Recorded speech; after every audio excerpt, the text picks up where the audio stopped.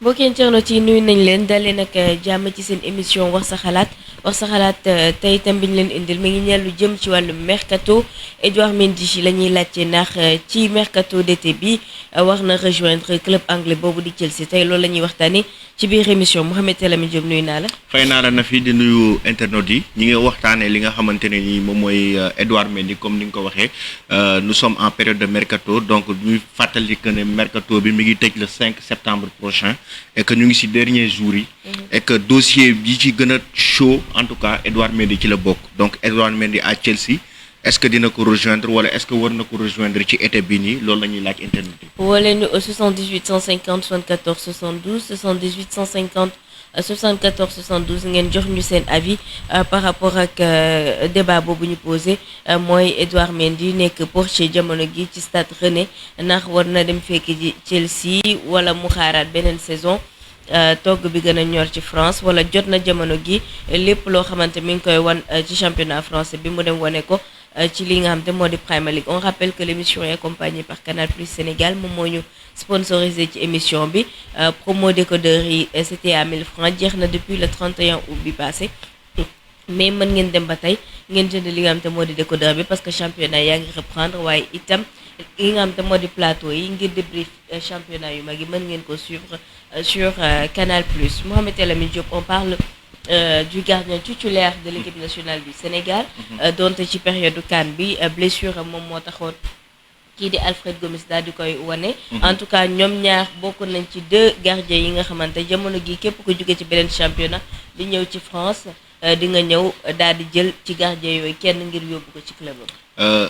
Edouard Mendy fait actuellement partie des meilleurs gardiens d'Europe. am na hier Storm yi génne article si ce témoignage wala gis-gisu arbitre français bi nga xamante ne nii wax na ko donc aujourd'hui il évolue au Stade Rennais def na fa benn saison pour le moment et que gis nañu ne que Stade Rennais bi mu koy recruter Reims la ko jëlee et am na jaar-jaar aussi bu mu am avec l'équipe nationale du Sénégal parce qu'on a vu depuis qu'il est venu dans la sélection et il a confirmé qu'il était le numéro 1 donc tey jii nii c'est un gardien boo xamante ne nii lépp lu ñuy xaar ci gardien de haut niveau am na ci moom parce que boo xoolee taxawaay bi Edouard Mendy am na ko li nga xamante ne nii am na ko aussi moom mooy pragmatisme bi mooy tey jii nii Edouard Mendy c'est un gardien boo xam ne bu nekkee ci devant les buts dans les buts di nga xam ne kii c'est un gardien prêt voilà c'est un leader boo xamante ne nii c'est en tout cas c'est le chef de la défense tey jii nii bokk na ci gardien yi nga xamante ne nii club bu mag boo leen yóbbu aussi dinañ confirmer donc ça veut dire que c'est pas pour rien Chelsea depuis des semaines mu pissé ko pour recruter ko on a vu que Chelsea peut-être Kepa on a vu Kepa il a un peu déçu les Blues moo tax tey ñoom ñu dem ba gis ne Edouard Mendy mën na régler seen problème parce que Chelsea bu ñu fàtte ne club bu mag la club la boo xamante ne nii dafay chaque année dafay jouer les premiers rôles en Premier League te bëgg nañu dellu siwaat ci élite Premier League et pour cela il faut des joueurs yoo xamante ne nii sur le plan défensif comme offensif dañuy nekk ay joueurs yu pare donc si on a Edouard Mendy dans les buts de Chelsea c'est parce que certainement ça rassure, c'est parce que le gardien de but sénégalais rassure, c'est parce que le gardien de but sénégalais a fait de belles prestations en Ligue 1. 33 matchs disputés, 13 clean sheets, 31 buts concédés, loolu la ñu mën a jàpp ci ay statistiques yoo xamante Edouard Mendy def na ko ci saison bi. Allô? Oui, comment vous allez? On va bien, monsieur. Vous allez bien? Oui, bien, alhamdoulilah. Noo tudd? Mohamed Ba. Mohamed Ba. Oui. Fan nga ñuy woowee? Depuis Saint-Louis. Depuis Saint-Louis. Depuis Saint-Louis. Mohamed yaa ngi ci biir émission bi. Oui, man dama doon wax rek ci kaw Edouard Mendy bi. Man je pense que war na mën a rejoindre Chelsea ak saison bu mu def daaw. Surtout que Chelsea ak seen recrue yu ñuy def ak performance yu Kepa defoon daaw xam nga ni ren war na mën a toog ban parce que Edouard Mendy c'est un gardien qui a du talent. Et puis c'est bon aussi pour l'équipe nationale vu que am nañu Sadio Mané à Liverpool probablement Kalidou Koulibaly à Manchester City ak bu ñu amee en plus Edouard Mendy à Chelsea c'est bon pour l'équipe nationale quoi en termes de prestige et cetera. je crois que ren moom war nañu nangu offre yu Chelsea di def pour ñu libérer boy bi mu dem. C'est un bon choix, merci. Ok. Merci Mohamed. On rappelle que Edouard Mendy mi ngi am 28 ans, toujours ci palmarès am na lu bari lo xam te moom moo ko dese. D'ailleurs, c'est la question que l'on se pose. Est-ce que ren dina ko bàyyi mu dem? D'autant plus que dafa participer ci qualification ren bi pour la première fois en Ligue des Champions. Est-ce que ren dina bàyyi tey gardien de but naam te dafay nekk pièce maîtresse ci yenn compétition yi bàyyi ko pour mu dem Chelsea. ñu jël keneen. Allô. allo salaamaaleykum. maaleykum salaam. Moustapha Touba. Moustapha Touba. Moustapha depuis Touba ñu ngi lay ziar. waaw maa ngi leen di. yaa ngi ci biir émission boo mënee yëkkati baat bi rek wala retour bi moo neexul comme ça ñu gën a dégg. waaw pour seen bi comme kii li ko doon kontaan réellement pourquoi mu dem Chelsea Moustapha loolu la. Moustapha déggante bi neexul de est-ce que du fekkee da nga yor ay écouteur doo ko dindi ñu gën la dégg. allo. allo oui. ma ne tey seen bi Moustapha Edouard Mendy dem Chelsea la. déggante bi moo neexul dañ la déggul bu baax est-ce que bu fekkee da nga takk ay écouteur doo ko dindi. waaw xaaral. Voilà, c'est normal. voilà ñu ngi lay. allo. waaw ñu ngi lay soog a dégg. waaw pour mu xaar a dugg ci seen bi waaye. waaw pour man pour Edouard Mendy dem Chelsea bu fekkee entraîneur bi moom moo ko choisir pour mu ñëw. Frank Lampard. waaw bu fekkee moom moo choisir pour mu dem. waaw loolu ku ma dem kii la mais comme ça bu fekkee ne moom dafa kii rek Chelsea waaw comme supporter yi genre bëgg ko mu dem. je pense que ne Kepa moom ci forme la nekk Edouard Mendy tamit ci forme la nekk. pour man daal sama conseil bu ma koy jox comme bu fekkee club bi ñu nekk ni ñu koy gis ni ñu ko nekk daal mën na fa taxaw daal parce que ay Chelsea yi boo ko déggee da ngay taxaw rek gisoo benn ba. bi ñu dem Chelsea. boobu ci forme la nekkoon te gis nga ko baa bi la mujjee. kii bi ñu ko def sax parce que Gilaam bi dina saa moo fa demoon. tamit défenseur yu mag la moom gis nga ko si baax mu naa sama seyoon moom la toog foofu rek club bi ñu nekk mu jël fa kii ba ci kanam quoi mu doog a yëg yu mag yi. merci. D'accord, jaajëf wax na lu am solo loo xam te d'habitude donc mercato yi bu dee entraîneur bi moom moo ko choisir loolu da ci am solo je pense que mu nekk entraîneur bi wala staff Chelsea. loolu c'est déterminant en fait ci transfert parce que kaaw Papi Djilabodji ak José Mourinho. c'est un exemple tey jii nii ñëpp gis nañu Djilabodji bi muy dem fi nga xamante ne nii moom mooy Chelsea. bi mu ñëwee Mourinho carrément da ngay sentir ne adhéré wul ci transfert boobu parce que joxu ko temps de jeu. c'est-à-dire que coach bi soxlawu ko woon à la base peut-être ay dirigeants ñoo ko fa indi. maintenant bu fekkee ne que Lampard moom moo soxla ki nga xamante ne nii moom mooy Edouard Mendy dans les buts peut-être mën na nekk opportunité pour moom pour mu mën a non seulement mu rejoindre la Premier League bu nekk un championnat boo xamante ne nii championnat majeur la mais aussi par rapport à sa carrière.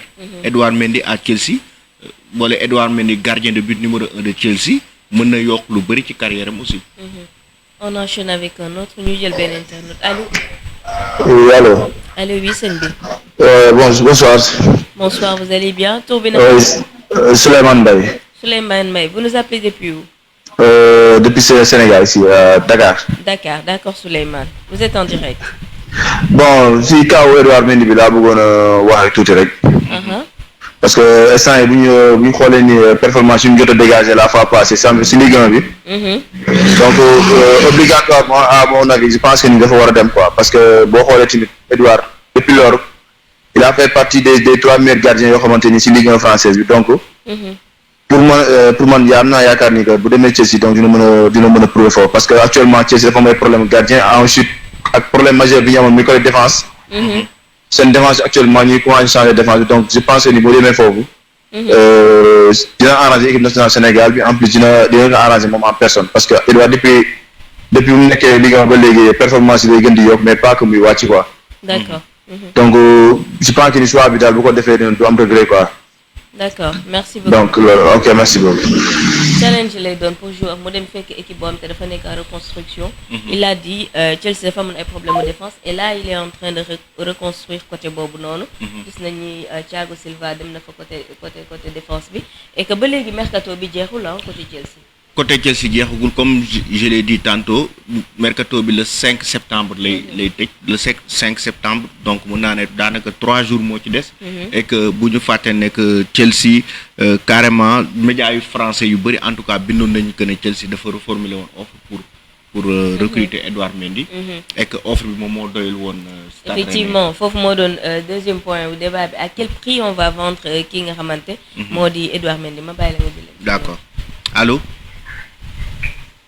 Oui, bonjour. Bonjour.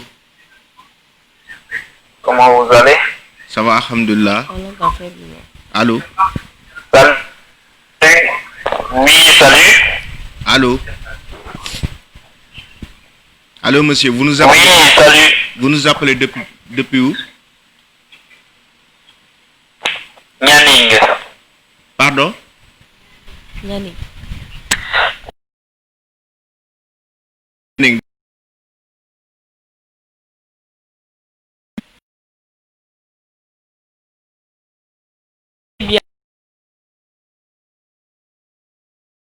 Nixon.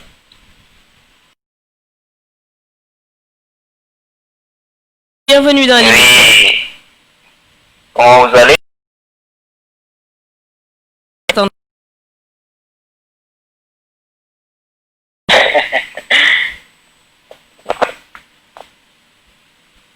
Manick, oui, vous êtes en direct.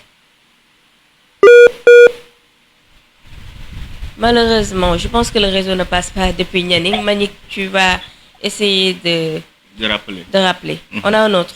Allô? Oui, allô? Allô, oui, salam alaikum. Alaikum salam. Sëñ bi na nga def? ñu ngi sant yàlla bu baax. Tur bi naka la? Maguette Gueye lay wuyoo.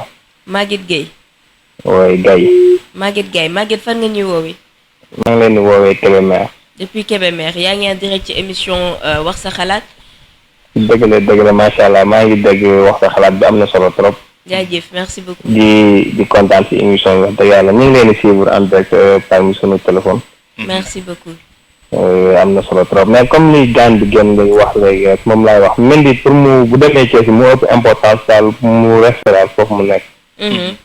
waaw man daal benn Chelsea bi moo ëpp importance mu ci équipe nationale bu Sénégal. parce que Mendy tamit gardien la boo xam ne si ne tey mën na bokk ci gardien yi mag yi ci àdduna bi yëpp tamit. waaw tey bu demee foofu pour équipe bu mel ni Chelsea saa su nekk ñu koy mën di seetaan di ko mën di gis dina tax tamit kalaam gën na yëg. waaw dina tax tamit monde football gën ko bëgg daal. loolu daal laa amoon lu ma ci wax en tout cas di leen remercier bu baax tamit lii daal am na solo fi wax ci suñu gaynde yi day am solo trop parce que kenn ku nekk daal yow yaa mën a jaay sa couleur réew yaa mën a jaay say joueur tamit. dëgg la. kontaan naa si yéen bu baax a baax maa ngi leen di remercier. merci beaucoup nul ñu waa Kébémer. ok merci beaucoup. ñi ko doon wax am na possibilité je pense que ñi dute ñëpp ci ndax mën na dem ou pas c'est juste bu fa demee est-ce que duñ ko teg ci banc bi bàyyi Kepa muy jouer mais am na ku ma gis mu ne su fekkee mënuñu dafay dem rivaliser. pour toog ci banc bi soxlawul muy dem mais par contre bu fekkee place titulaire am leer na je crois que war na mën a dem. am parce qu'il y a commentaire yi bëri na évolution par rapport à ça. il y a évolution dans le dossier. d'accord jëla allô kooku. allô. Oui, bonjour. Bonjour, Mbagnick, est-ce que vous avez des écouteurs avec vous? Oui, c'est Mbagnick. Allô? Oui, effectivement. Oui, on vous entend très mal. Manick, vous enlevez les écouteurs et vous parlez directement. Allô? N'écoutez pas avec votre tour. Merci, D'accord. je l'ai enlevé. D'accord. Tu peux réagir directement Bon, maintenant. je m'excuse pas. Mhm.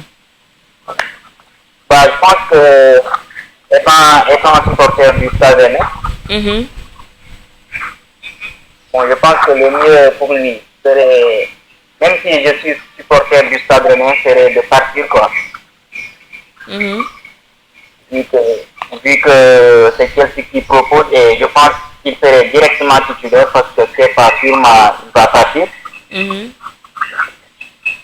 Je n'en suis pas sûr, mais si lui, on lui propose un bon contrat et on lui confirme qu'il sera titulaire et le départ de Kepa est confirmé, je pense que le mieux serait qu'il va à Chelsea.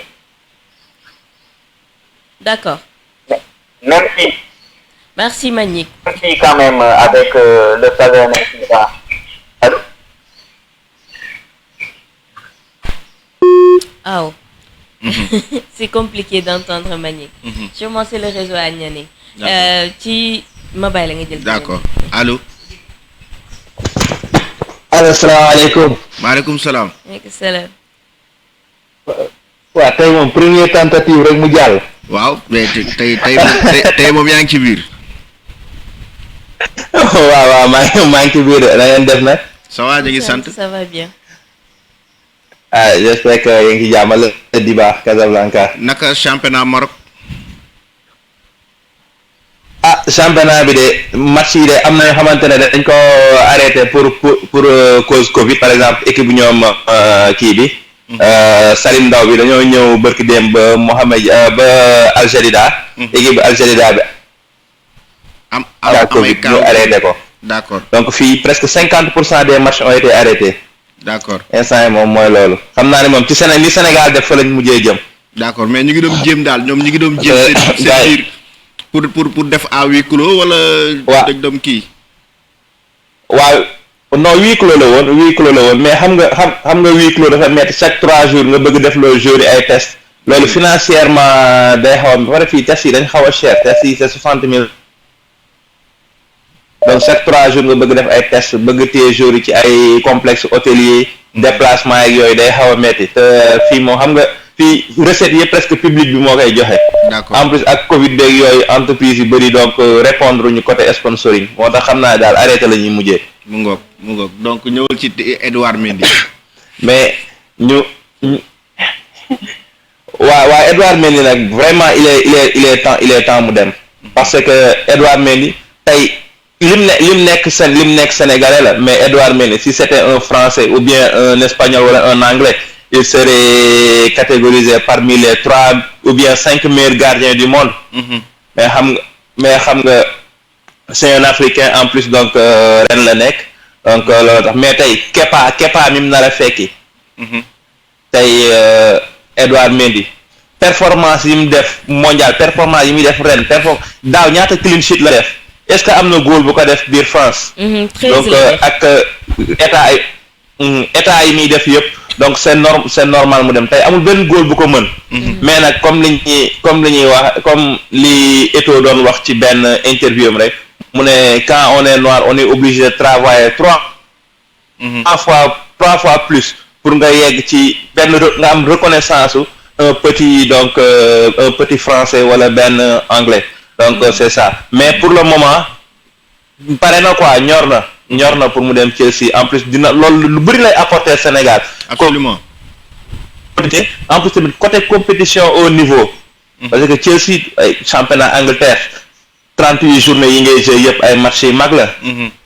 ba premier bi ba ndaare bi yëpp ay match yi mais ce sera une bonne chose pour le football sénégalais encore une fois donc day montrer Sénégal donc dina tax nit ñi gën a recruteurs yi yeneen club yi gën a dellu si tey pour parce que tey bu demee Angleterre ambassadeur la pour góol yi fi nekk yëpp ñoom Jali Koobale ñoom booy yi fi nekk ñëpp seen ambassadeur lay doon donc c'est une bonne chose pour mu dem.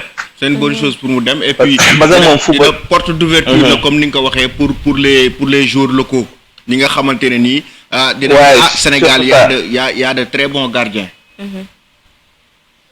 Non, on a de très bons gardiens te xoolal Mamadou Ba Portugal Mamadou Ba amul lu mu deful Portugal. Donc vraiment on a de très bons gardiens tey Khadim Ndiaye ak Guinée tey dañuy wax Edouard Mendy mais Alfred Gomis c'est un très bon gardien c'est que ñoom ñaar fekkante bi rek moo tax mais buñ fekkante su nekkoon ñaari génération yi différent ku ci nekk mais quand même avantagé pour le Sénégal parce qu'on a vu lors de la Coupe d'Afrique à la dernière minute si échauffement bi la Edouard Mendy blessé automatiquement ñu gis Alfred comment il a géré la situation c'est-à-dire que avantage ba léegi sax pour Sénégal ñu am 2 grands gardiens. waaw avantage moom actuellement ñun moom macha allah yàlla buñ ca toog vraiment coupe rek a ci des mais tey côté Afrique tey poste moom la ñu am ci Coupe d'Afrique bi avantage boobu la ñu am ci Coupe d'Afrique bi faiblesse bi ñu amoon ci Coupe du monde 2018 Coupe d'Afrique bi biñ ci ñëwee am ci problème mu gardien Coupe d'Afrique bi dañ on l'a réglé tout de suite te buñ ko géntoon sax Coupe du monde bi Edouard Mendy peut-être mënoon na góolu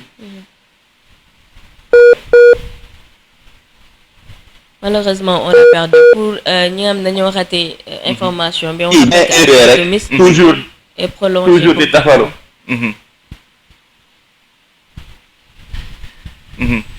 Diba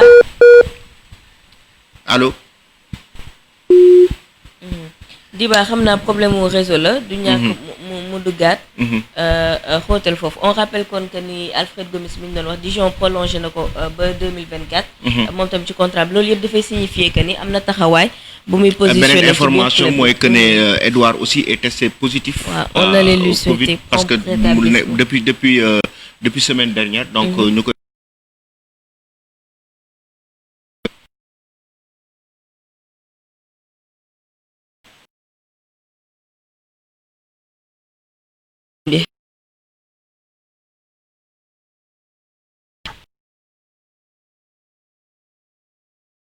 depuis Tamba d'accord Khadim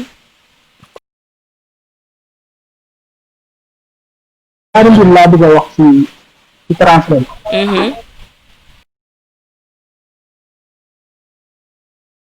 mooy gardien bi gën a seet ci gardien yi te en plus mooy gardien numéro 1 sélection Espagne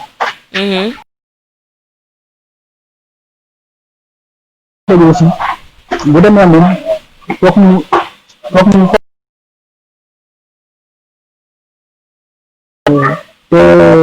te beneen côté aussi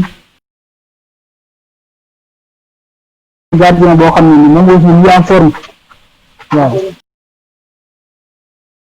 fekkee ni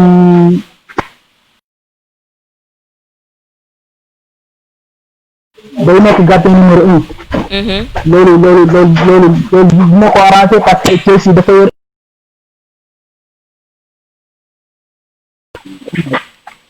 ñu ñaanal ko rek waaw d'accord ñaan kenn transfert bi accord bi kii na ñaan ko ñu dem parce que club Chelsea dafa club boo xam ne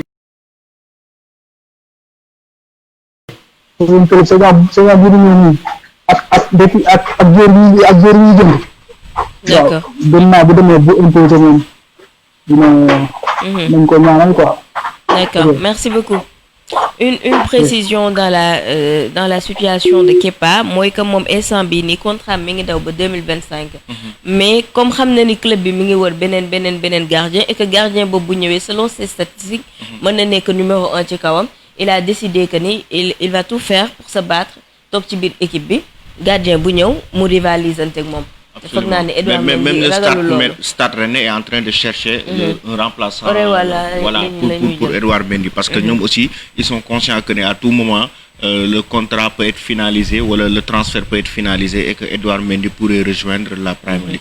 jël internet après ñu wax ci kaw. allo oui. asalaamaaleykum. maaleykum salaam. sama gars yi na ngeen def. ñu ngi sant bu baax tur bi naka la. El Hadj Malick Diop. El Hadj Malick Diop depuis fan. au Parcelles Assainies unité 20. d'accord El Hadj Malick yaa ngi ci biir. maa ngi ci biir mais maintenant moi je moom xamatuma lu xaw parce que maintenant damay bëgg toujours di participer. seen émission bi mais ça sonne mais les gens ne yow El Hadj Malick gëj nañ la dégg depuis Ligue des Champions ba. ah super la veille du match. boobu si lañ ñu gëj a dégg. du match Bayern Munich Paris Saint-Germain. et Lyon ouais. Alors. Ouais. C'est quoi le thème aujourd'hui? On parle d'Edouard Mendy, non? On parle d'Edouard Mendy à Chelsea. Oui. Alors, maa ngi gis depuis une semaine affaire yi ñu ngi pour parler. Donc affaire yi ñu ngi avancé tantôt ma dégg ne il est tout proche de Chelsea. Voilà parce que xam nga Chelsea seen préparateur gardien bi Lolix. français la. Celui qui avait amené le gardien du tchèque Petr Cech moom moo ko jëlee woon ren à l'époque dans les années 2003 moo koy doon Chelsea. Donc am na flair n'est-ce pas dans le football français yoo xamante ne moom en fait mooy interface Chelsea ak. El Hadj Malick da nga takk ay écouteurs. non seulement fi ma nekkee xam naa day xaw a gratter. Ah d'accord ok. mais man maa ngi leen di dégg bu baax ça va maintenant. Oui, ça va oui. je peux continuer hein. Oui, allez-y. en fait ma ne kooku waajooju moom mooy interface Chelsea ak moom moo leen di représenter en France pour di dénicher ay talent. donc moom moo def recommandation boobu ci Edouard Mendy. mais man je suis convaincu que le Edouard mun na réussir à Chelsea parce que c'est vraiment un gardien moderne. Il sait jouer les pieds te xam nga loolu c'est quelque chose qui compte maintenant. boo xoolee un avantage. c'est un avantage. C'est qu'à Manchester City avec le gardien brésilien qui pratiquement qui est le dernier libéro, qui fait un rôle de libéro. Presque de ligne médiane, c'est pour permettre son équipe de monter plus haut et puis de garder la pression dans les buts adverses. Neuer a donné l'exemple aussi.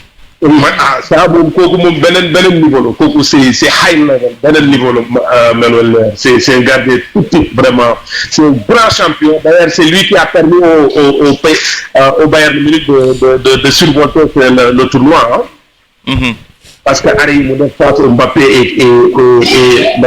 et Neymar c'était des arrêts exceptionnels qui étaient fondamentaux d'ailleurs loolu moo jox coupe bi man dama ne moom moo jox coupe bi la Bayern démb rek maa ngi déglu Joachim Low mi ngi confirmer loolu effectivement grâce à Neuer donc man je l'encourage oui il a les qualités qu'il faut pour aller évoluer à Chelsea je suis convaincu je n'ai aucun doute sur le fait que moom mun na réussir à Chelsea waaw mun na réussir effectivement sachant que son gardien bi l'extérieur là il ne rassure pas Ouais, depuis son arrivée, alors qu'il a été acheté à un prix exorbitant, plus de 80 millions d'euros, et nous tous, on a vu le résultat. Il ne sait pas être décisif dans des moments clés du match. Donc cela a fait que Chelsea vraiment a jeté son dévolu sur ce garçon-là.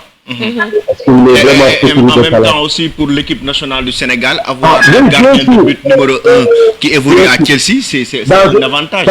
Dans un top club européen, c'est un avantage pour notre équipe nationale. Ça l'est déjà. Le fait que, en Afrique, généralement, les sélections nationales ne possèdent pas de vrais gardiens de but. Souvent, les sélections nationales africaines, gardiens de but dans des équipes de deuxième division, troisième division. Il n'y a qu'au Sénégal et le Cameroun qu'on a vu des gardiens qui jouent dans un vrai championnat européen.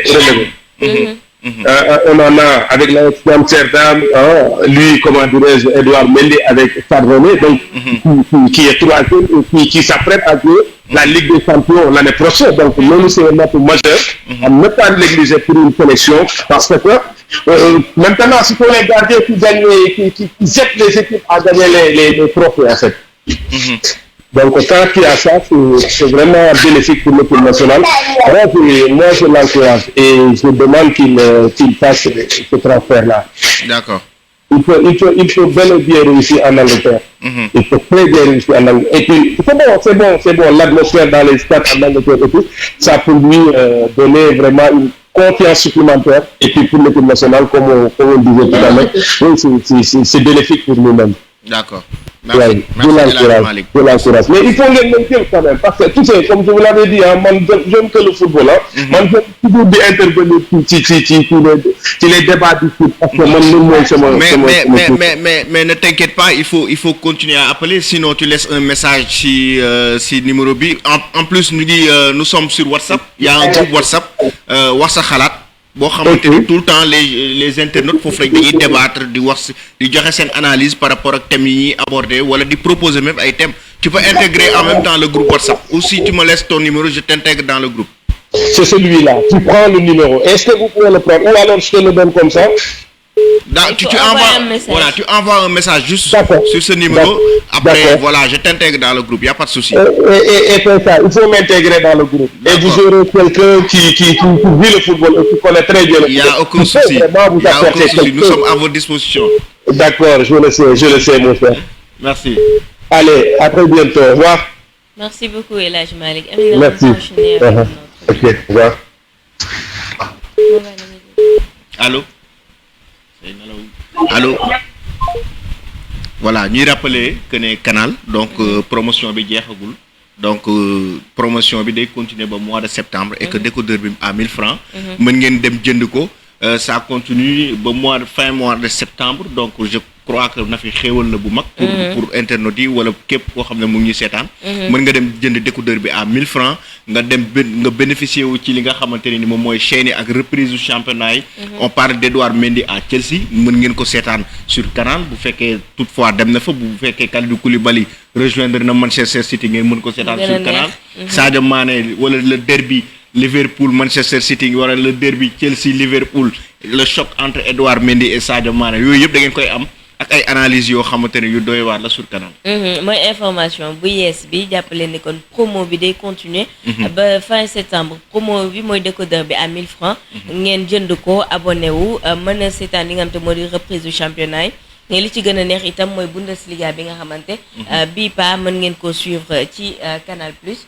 voilà Bundesliga nekk championnat boo xam te instant bi moom. xam nga ne championnat yëpp dafa nekk au top parce que boo championnat boo dem di nga fa fekk ay joueurs yu mag nga dem Série A fekk fa benn Cristiano Ronaldo bu fekkee Messi dafa rejoindre Premier League kon ren xaw ma Premier League nan la war a mel bu fekkee si toutefois Messi dafa rejoindre Manchester City war a bokk ak Kalidou Koulibaly club loolu moom c'est inimaginable en tout cas. te instant bi xam nga Bayern moom toog di ko seetaan dafa neex. voilà Bayern moom fu mu ne nii kenn dootul. en tout cas yooyu yëpp reprise championnat yi mën ngeen ko am sur Canal Bayern mais léegi c'est fini jënd naa sama décodeur à 1000 francs. abonné wu naa toog naa jeex na toog di xaar. seetaan reprise yi. ñu jël keneen. allo jël ko. salaamaaleykum. aleykum salaam wa rahmatulah. sëñ bi na nga def. ñu ngi sant yàlla baax kay alhamdulilah. tur bi naka la. Abdou Aziz Diop le Catalan. Abdou Aziz Diop depuis Dagana. Le Catalan. Le Catalan, ah d'accord. Bienvenue dans l'émission Le Catalan. Merci. waaye tey de moom yóbbu naa la ba Angleterre foofu la ñuy waxtaanee. waaw gis nga noonu la. parce qu'on est sénégalais avant d'être autre chose quand même. ah oui normalement. yow lay déglu. pour affaire transfert Edouard Mendy bi. bon man moom li ma ci gisoon mooy moom bu fekkee dem Chelsea la nar a def. rien que pour être derrière Kepa. mieux vaut mu toog ren moo ko gën daal. parce que en plus ren dafa war a football Ligue des champions ren. léegi nag bu fekkee maanaam moom bu fekkee mënuñ négocier ci contrat am que ni bu demee see Chelsea dañ koy assurer place de titulaire bi. jëriñ muy def déplacement bi parce que amalu ko njëriñ. ndax bu fekkee day dem pour toog rek mbala mu nekk deuxième gardien loolu amul njëriñ mieux vaut mu toog ren continuer doon gardien titulaire bi football Ligue des champions moo gën ci carrière am. xam nga lu tax man gëmuma ni Edouard bu demee dina toog ci banc bi. waaw il y a un technicien bu nekk Chelsea bu ma juumul moom mooy entraîneur gardien de but l'article d'ailleurs c'est à lire sur Sport. il s'appelle Lolichon. moom dafa yàgg suivre Edouard Mendy depuis bi mu nekkee Stade de Reims. te bu leen fàtte Edouard Mendy moom moo yëkkati club boobu jëlee ko Ligue 2 yóbbu ko Ligue 1. pièce maîtresse la woon foofu. non seulement pièce maîtresse mais pour une première fois ren dem Ligue des champions. te vraiment bu weesoo yeneen joueurs yi c'est grâce au gardien de but. voilà Lolichon ci boppam na xam te instant bi moom mooy entraîner gardien yi nekk Chelsea moom dafa porter choix wam sur Edouard Mendy. donc tey mënoo jël benn joueur boo xam te benn gardien de but boo xam te il a la possibilité de jouer la Ligue des champions bu koy jouer foofu gardien titulaire lay doon nga indi ko ci club bi di ko teg banc. pour man voilà. Chelsea moom challenge bu baax la pour moom. parce que dina ko permettre mu évoluer en plus championnat Angleterre moo gën a relever moo ëpp niveau dina ko permettre mu gën a évoluer ci domaine yu bari daal. en plus boo xoolee relation Lampard ak Kepa aussi c'est pas du tout bon. ouais. waaw parce que coach bi carrément moom sawarul ci Kepa daal moom bu amee beneen gardien moo ko gën a. kon daal yaakaar naa transfert moom bu fekkee mën na en tout cas avantage la ci moom moo ëpp avantage que ni mu toog championnat en France moom. parce que Chelsea fa lay ëpp visibilité en plus fa lay ëpp de xam-xam daal la muy jàng Angleterre bokkul ak la muy fekk France la muy gis. différence championnat yi moom foofu day am bu baax a baax te fa la moom chaque jour mu ngi jàkkaarloo mooy meilleur joueur. waaw ñu gën a xam bu baax ni laal lu mu mënee en tout cas ñu ngi koy souhaiter bonne chance daal. merci beaucoup. waaw ñu ngi koy souhaiter bonne chance xam ne suñu fierté la ñun Sénégal yëpp daal. te en plus si je ne trompe pas même ni bu signé Angleterre mooy troisième gardien africain bu évolué foofu noonu championnat Angleterre. kon xam nga loolu tamit du hasard. bu ñu demee ba ñu ko xam ne loolu tamit du hasard. kon xam nga mi ngi def ay preuve am daal mi ngi def ay preuve am. d'accord ñu ñaanal ko rek yàlla gën koo jàppale ba bu demee moom it xam nga lañ ko xoolee ba gis ko ci moom bu bañ a décevoir daal. voilà ok merci loolu laa amoon lu may participer. merci beaucoup le Catalan. Khalil, si on peut enchaîner avec un autre. après nag ñu jëm ci wàllum koppar bi. ci li nga xamante ne nii moom mooy le prix d'Edouard Mendy. allo. allo. allo. allo waaw maa ngi ziar. ñu ngi delloo ziar bu baax tur bi naka la ak fooy wootee. Abdou Sambo depuis Kaffrine. Issa Mboup. waaw. d'accord yaa ngi ci biir émission wax sa xalaat. waaw maa ngi ziar gars yi rafetlu émission bi. ñu lay jaajëfal bu baax merci beaucoup. sama xalaat ci cas Edouard Mendy bi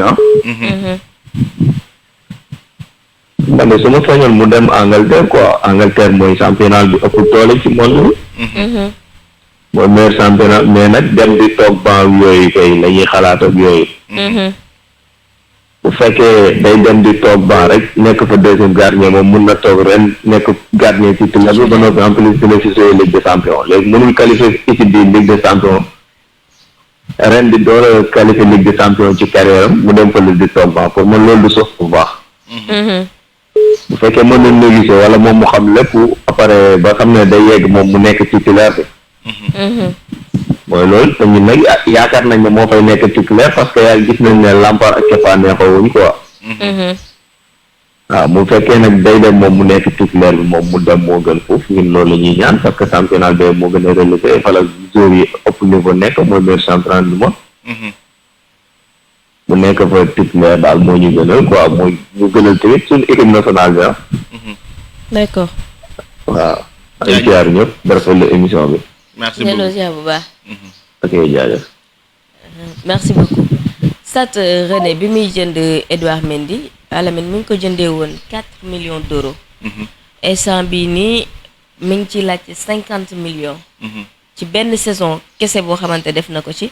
mi ngi ci laajte 50 millions pour man loolu day signifier ni bëgguma jaay.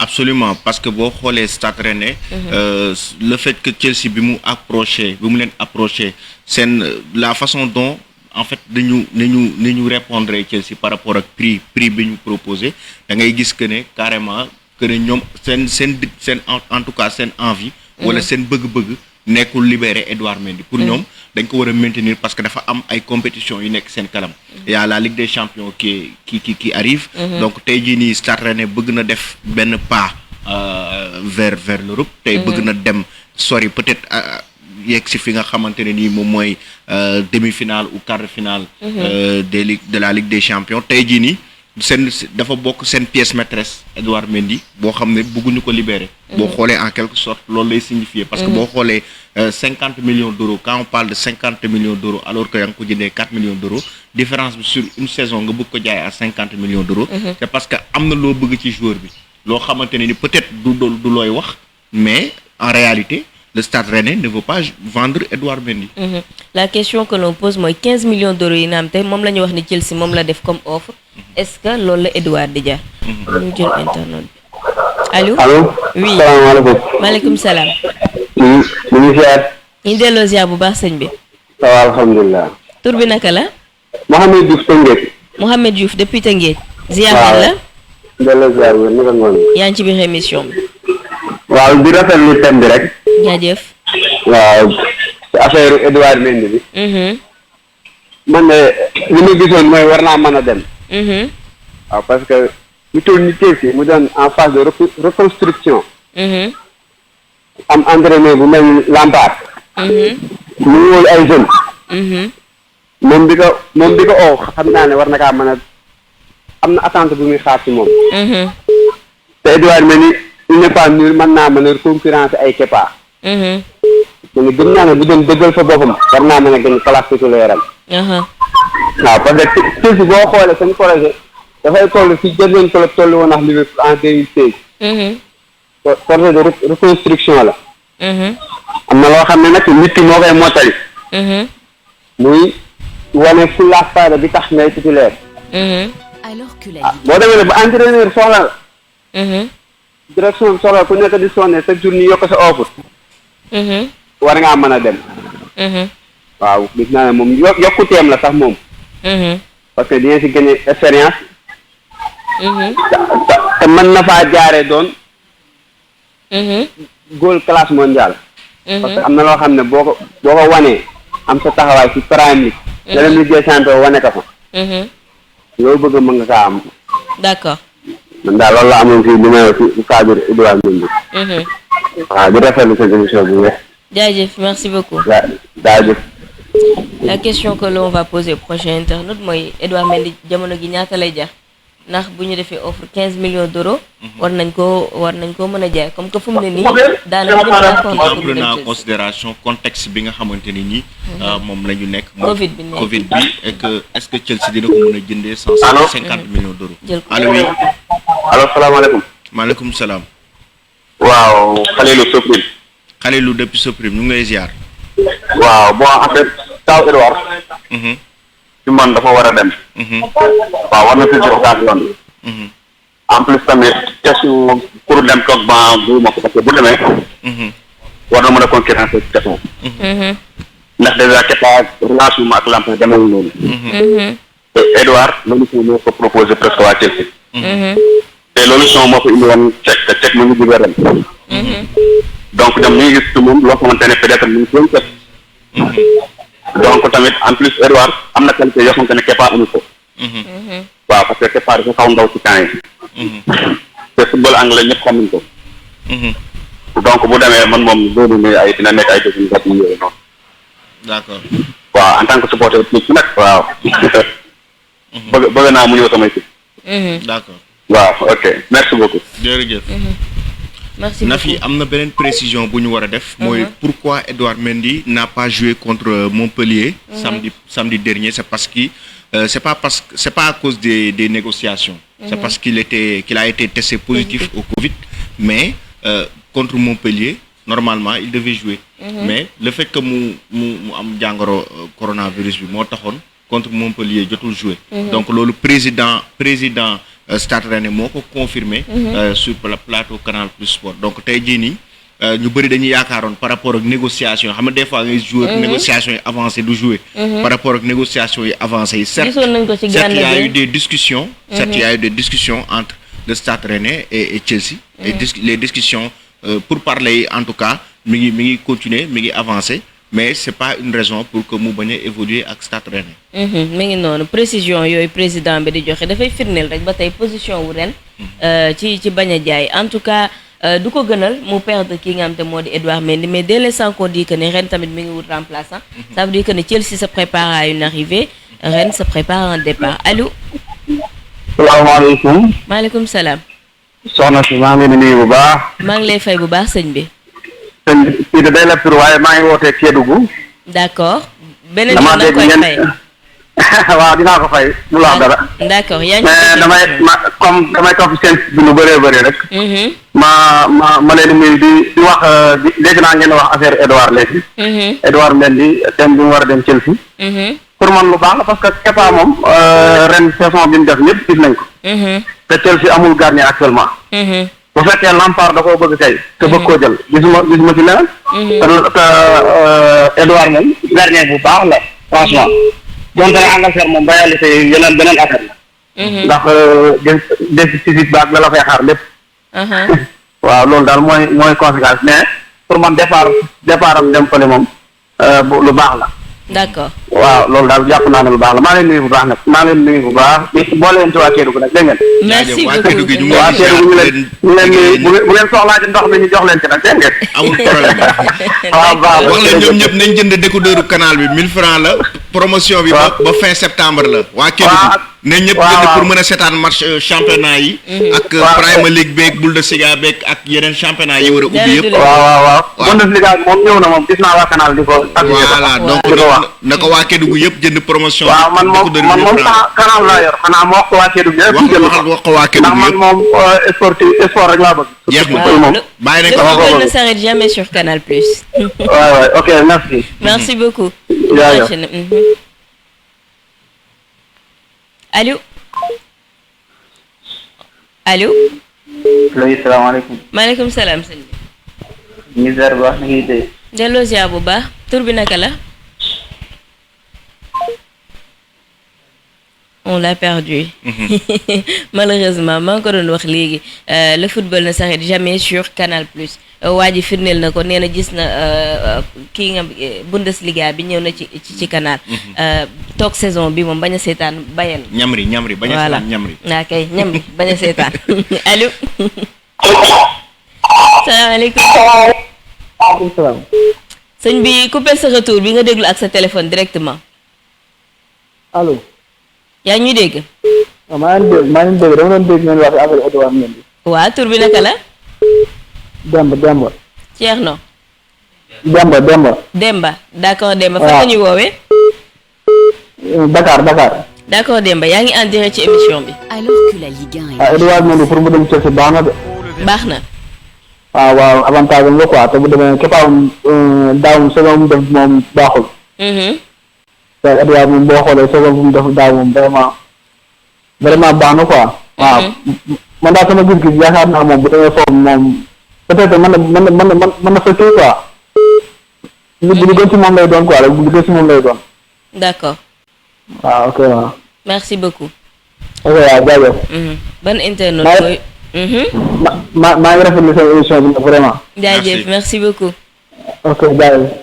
ñuy fàttali internautes yi aussi mën nañ ñu proposer ay thèmes yoo xamante ni dañ koy indi pour waxtaan ak ñoom. donc mën ngeen participer ci groupe WhatsApp wax sa xalaat émission bi ci boobu am na groupe WhatsApp am.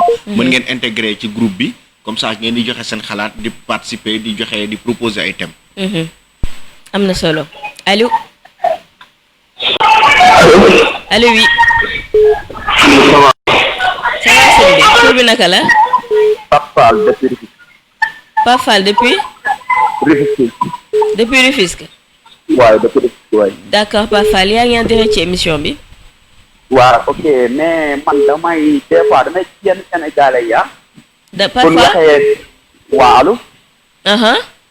waaw des fois damay gis yenn Sénégalais yi bu déggee yenn transfert wu comme si que yenn joueurs Sénégalais yi ci yenn européens yi ak dañ leen di xaw a minimiser quoi mais pour man gardien bu mel ni Edouard Mendy ak ko seetaan depuis mu nekk ren. waaw di nga dégguñu bu baax de li nga wax est-ce que doo yëkkat sa baat. allo léegi yaa ngi dégg ah. waaw léegi leer na. waaw ok mais damay gis yenn Sénégalais yi dañuy faral di bu déggee yenn transfert yu joueurs Sénégalais yi ci yenn club yu mag yi. waaw.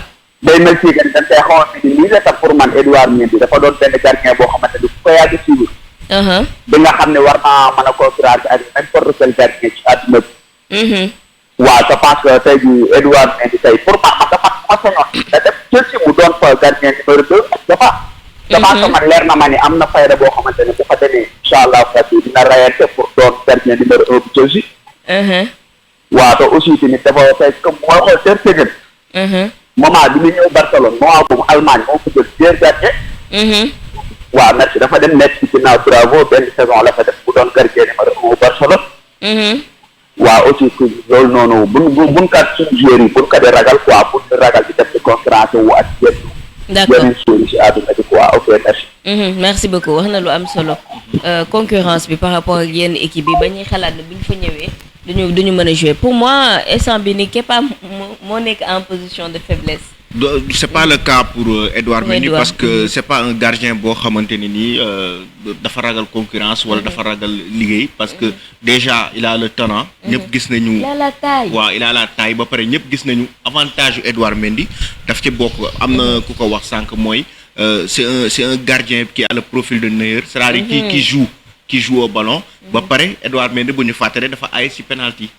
loo xamante ne gardien yu bëri dañ ko tële mooy penalty pour face à Edouard Mendy attends tu vas paniquer. loolu moom c'est pas parce qu'il est sénégalais moo tax ñu koy wax mais ñëpp gis nañ ko. dëgg la allo. allo. allo oui salaamaaleykum. maaleykum salaam sëñ bi coupé sa tur bi nga déglu ak sa téléphone. allo. on l'a perdu. boo leen wootee da ngeen di déglu ak seen téléphone directement ngeen couper retour yi comme ça déggante bi neex allo. oui bonjour. waaw maa ngi tudd Habib Ndiaye. Habib Ndiaye. waaw maa ngi rafetlu émission bi ngeen def. jaajëf Habib merci. waaw dina wax nag Edouard Mendy comme ni ngeen ko waxee. boo xoolee ça fait 2 ans mu ngi ci progression boo xamante ni am na solo trop ci côté carrière am quoi.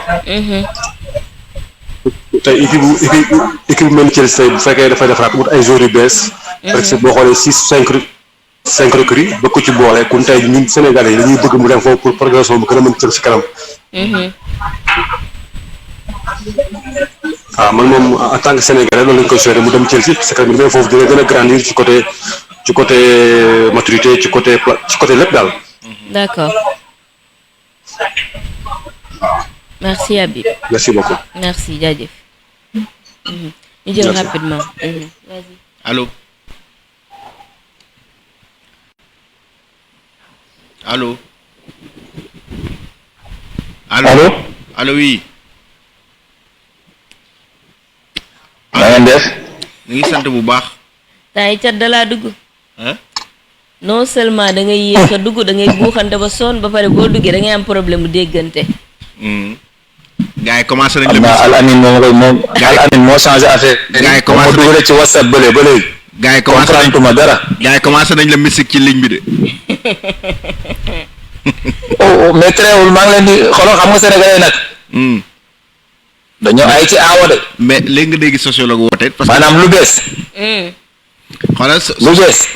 sociologue démb yaag sociologue dañ leen bëggoon garder. yéen maa ngi koy nuyu. ci ligne bi. maa ngi koy nuyu xam naa démb yaramam dafa tàng boobu maa dugal ci affaire làmb ji. affaire làmb ji boo ci nee dugal daf may daanaka d'accord naa.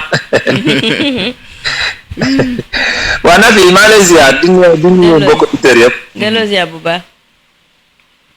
waaw maa ngi ci Mendy. Edouard Mendy. waaw Chelsea soxla na ko. n'est-ce pas. mais Al Amin. mi ngi kii Edouard Mendy normalement ñoom seen équipe sax normalement war nañu jouer ci kii Ligue des champions bi. qualification Ligue des champions la ñu njëkk a jouer pour mun a bokk.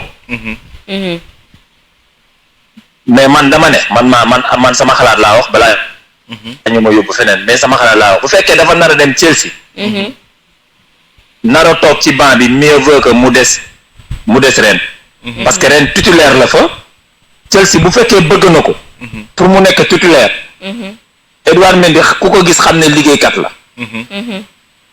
comme que Chelsea moo ko visé tey keneen mun na ko visé man foofu laa am parce que nit boo perte sa titulaire maanaam boo perte titularité ci équipe rek ou bien day am lu commencé wàññi ci yow wàññeeku ci yow même buñ la dugalee surtout yow nga jugee championnat France dem championnat Angleterre rek ñu def la titulaire balaa ngaa mun a adapté seeni championnat loolu rek liggéey la sankantuma nga dem ba pare ñu teg la ci pan bi mais kañ ngay dem ba bokk man foofu laa ko ragalal su ma sañoon bu fekkee day dem nekk titulaire même bu nekk titulaire mais mu am ay match yu ëpp yoo xamante ne da koy jouer là je suis d'accord mais bu naree dem toog ci banc bi di xaar kee blessé ou bien kee am problème mu doo ko dugal là no xoolaat bu baax loolu parce que loolu jaru ko de parce que championnat Angleterre en général ñëppay ñefe kenn bëggul wàcc ku nekk da ngay xeex pour mun a gagner sa place Sadio Mané looloo ko fa bàyyi te championnat Angleterre ak championnat France bokkul ñoom déjà ñoom dem nañ Ligue des Champions nañ ñaan yàlla kay ñu qualifié Ligue des Champions bi bu ñu ko qualifié kay mais li muy wut Chelsea dina ko mën a am fii non ren parce que fii ci saison bi day qualifié directement phase de groupe bi voilà day qualifié directement phase de groupe kon c'est bon kon nañ man de sama xalaat mooy parce que Al Amin wóor na yàlla buñ ko jóobee mu toog ci banc yi amul sens entraîneur bi ngay xaar kii bi ngay xaar mu blessé amul sens mi ngi mel ni yow li nga liggéeyoon yëpp dañ ne nga denc ko ci victoire ba kere ñu koy soxla mais ñoom kan lañ koy soxla xamuñu mais quand même nañu nangul Chelsea que ne actuellement saison ren bi Kepa daf leen décevoir nañ ko nangu que ne Kepa daf leen décevoir et que ñoom la façon dont ni ñuy insister ak Stade Rennais pour recruter Edouard Mendy indiwuñ ko pour teg ko ci banc bi quand même dañ koy indil pour jouer loo ko parce que xam nañ ne Edouard Mendy c'est un démb am na benn arbitre français bu ko wax c'est l'un des meilleurs gardiens d'Europe donc boo ko jëlee te jouer loo ko gâchis la surtout nga jëlee ko ay millions d'euros te jouer loo ko gâchis bu mag na pour Chelsea quand même merci merci man foofu laay waxee quoi. lu ko may ñëpp a ñaan yàlla joueurs sénégalais yëpp dem ci club yi mag yi. seen carrière mais nag commencé ñëpp gis sa carrière bu mu nekk def na fa 2 saisons yoo xamante ne macha allah. bu blessé sax ren day am problème. ñëw na fexe ba am place am équipe nationale ñëpp fu mu toll nii ñi ngi koy ñaanal mais bu naree dem fële toog ci banc yi daal. grand na toog ren quoi moo gën. waaw nu mu tudd sama soppee sama waay yooyu nu mu tudd. bu ñëwee na sociologue. sociologue bu ñëwee man danaa jéem a dugg appel normal parce que sociologue foofu moo xam moom tey. non mënoo dugg appel normal WhatsApp ngay mën a dugg. moom mu dugg appel normal. waaw yéen ñaar ñëpp bu ngeen duggoon WhatsApp. ñu bàyyi ba vendredi ñu may ko vendredi. waaw est-ce que doo leen bàyyi ba vendredi après. ñu may sociologue moom nan lay nekk Dakar ñu may leen 10 minutes batal. bàyyi crédit jàmbur bi ngay tudd Sakho. crédit jàmbur bi ngay jëm noonu. nan la mën a nekkee Dakar di woote wax bàyyi lool. anticipé nañ coup bi. Sakho. na fi yow sa bopp bi day wax de. Sakho bàyyi ma waaw di ñaanal Edouard Mendy rek bu fekkee Chelsea carrément dafa nar a dem comme ni nga ko waxee mu nar fa nekk titulaire moom. na dem man jour mag yëpp laa ñaan yàlla. mais kan ngeen di def kii pour Messi nag. Messi war nañ ko bisaat de. war nañ ko bisaat amul problème dinañ ci ñëwaat.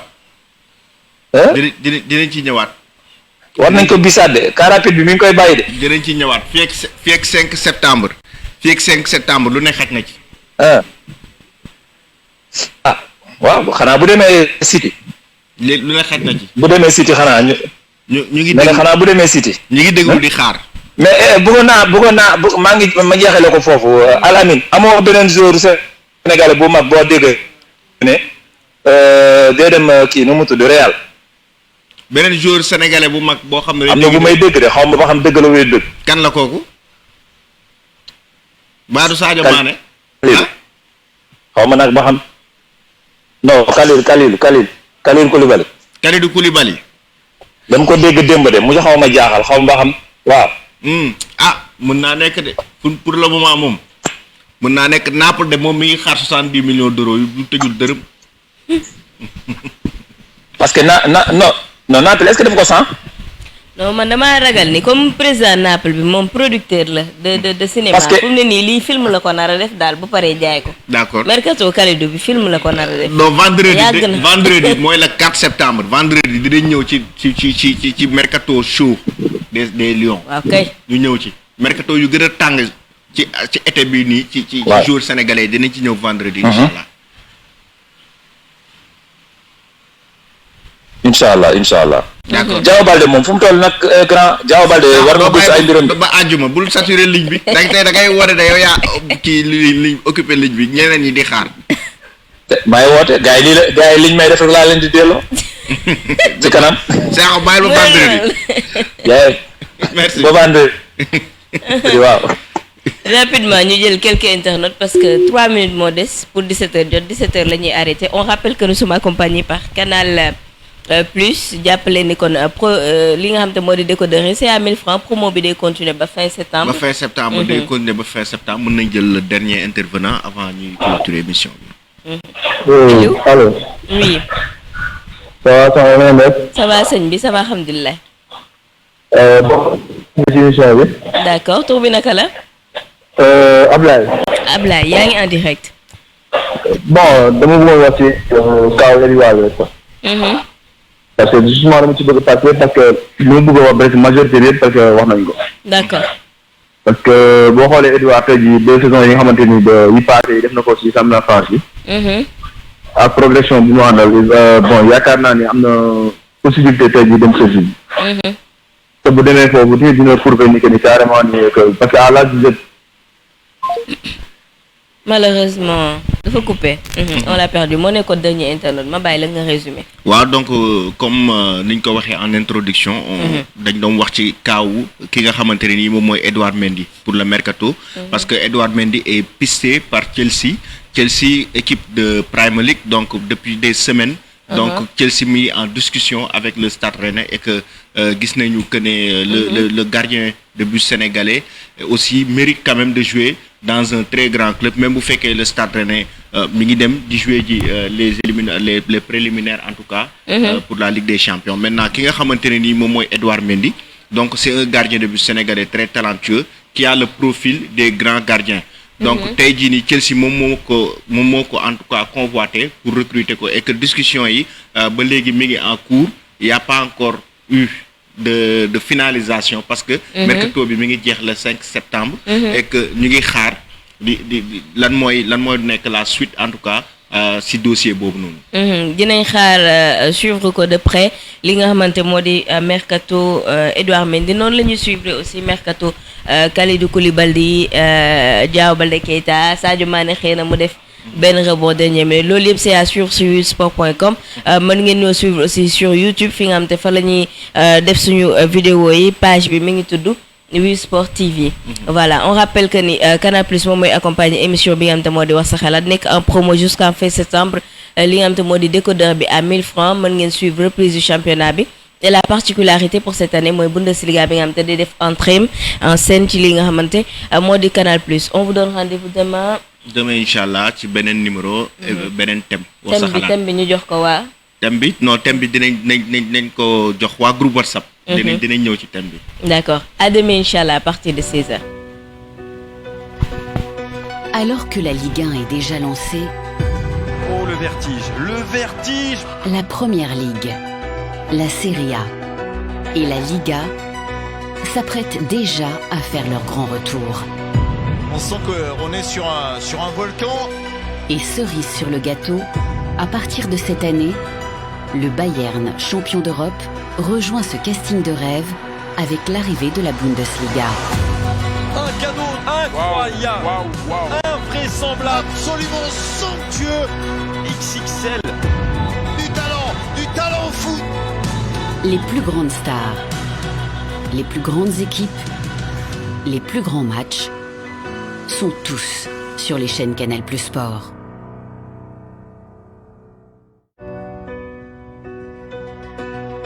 Alors que la Ligue 1 est déjà lancée,